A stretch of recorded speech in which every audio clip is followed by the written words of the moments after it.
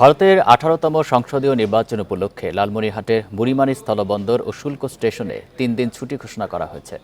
হঠাৎ এমন সিদ্ধান্তে ভোগান্তিতে পড়েছেন পাসপোর্টধারী যাত্রীরা। বুড়িমারী সিএন্ডএফ এজেন্ট অ্যাসোসিয়েশনের সভাপতি সাইদুজ্জামান সায়েদ জানান, বিকাশে কম খরচে ক্যাশ আউটের লিমিট বেড়ে 50,000, প্রিয় এজেন্টও 2টা।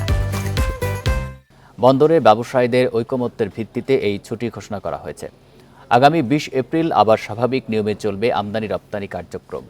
ইমিগ্রেশন পুলিশ জানিয়েছে, পাসপোর্টধারী যাত্রীদের যাতায়াত বন্ধ থাকায় ভোগান্তিতে পড়েছেন দুই দেশের যাত্রীরা।